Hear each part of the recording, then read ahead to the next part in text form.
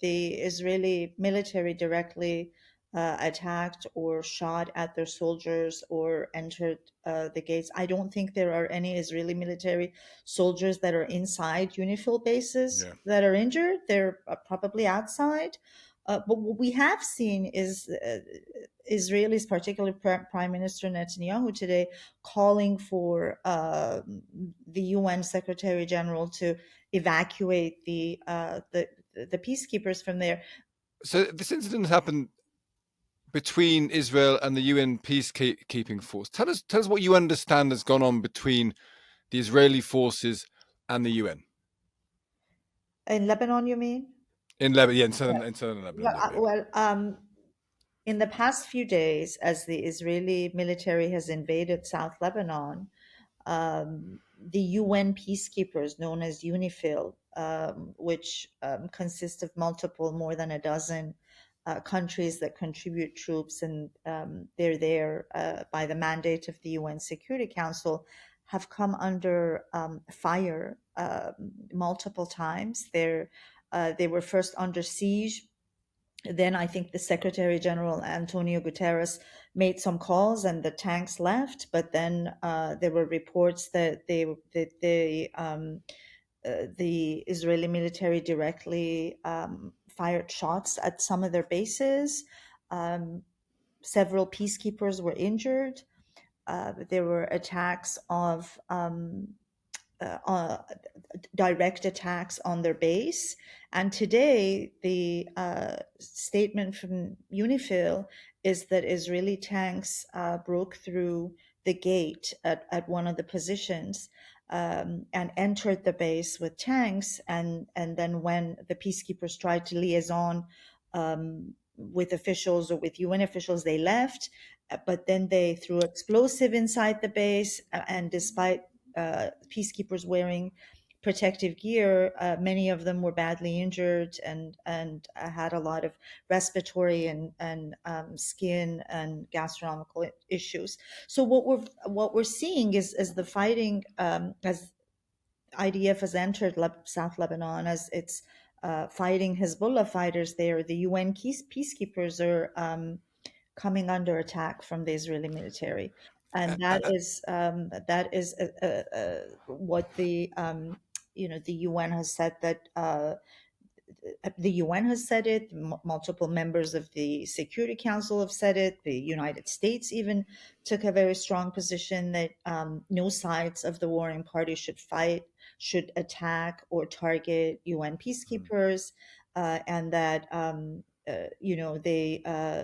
it's a violation of international law to attack them. Yeah, Guterres has called it a potential war crime if it Exactly. happens. Israel says that what they were trying to do is evacuate wounded soldiers.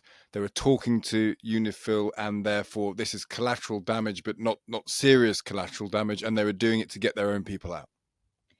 Well, I'm going to go by let me take this again.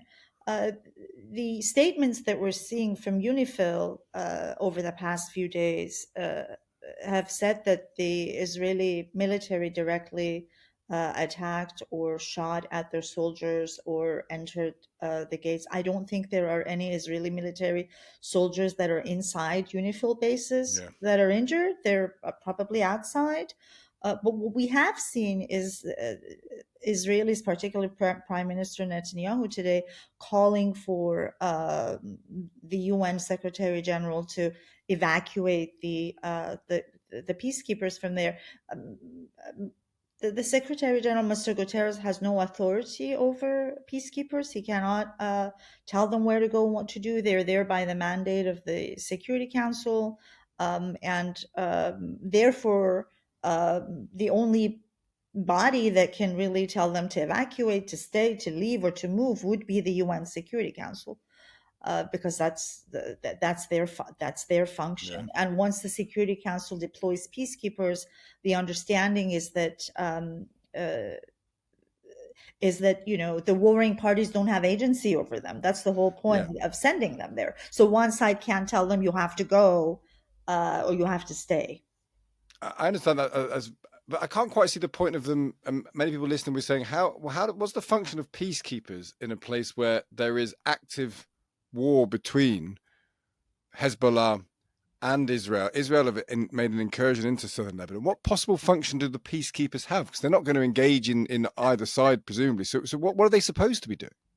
I mean, the peacekeepers were there to initially keep the peace between Hezbollah and Israel, and maintain a buffer zone where there was no fighting, where supposedly, you know, it would not be a place where there was engagement. But um, as the fighting has escalated, it would again be, if it's deemed dangerous, if they're seen that they can't really do their job, um, the body that has a legal authority over them and Yeah, can tell them where to go is the Security Council. Now we have to also take into consideration, Stig, that the Security Council has been extremely divided yeah, over, starting with the Ukraine war, with the divisions between Russia and China, and U.S. and European, Britain and France, the five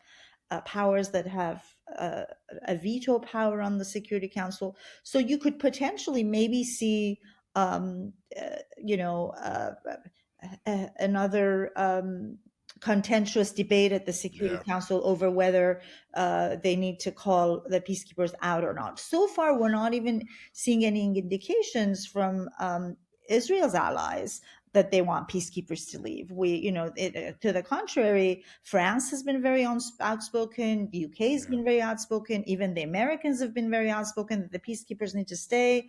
They need to be their position as UN neutral force has to be respected. Nobody can fire on them. So we really, at least so far, have seen the Security Council come out very strongly against Israeli military's actions, Yeah. and condemn it, and call for it to stop. And just finally, Faraz, it's another example of Israel has a worsening relationship with the UN, doesn't it? It regards the UN as institutionally biased as an organization. That seems to have been the characteristic of the last 12 months. Israel's worsening relationship with the UN.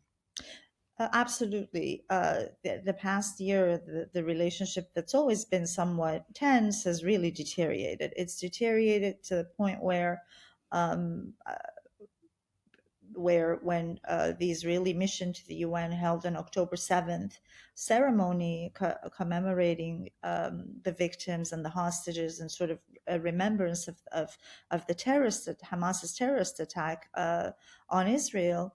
A lot of ambassadors were there. It was held at UN headquarters, but they didn't invite Mr. Guterres, and they didn't invite any UN officials. So, Yeah. and the Israeli ambassador said, "Well, it's our relationship has been frustrating or disappointing in those terms." But we've sort of seen it really, go up and down. Mostly down in the past year, but we have to say that the UN still operates out of Israel. It still has a special envoy there. It still engages with Israeli officials. So it's not a broken relationship, but it's definitely a very tense one right now. Yeah, very fairly put. Farnaz, thank you so much for taking the time to talk to us today. Really appreciate it. Thank you so much, Dick.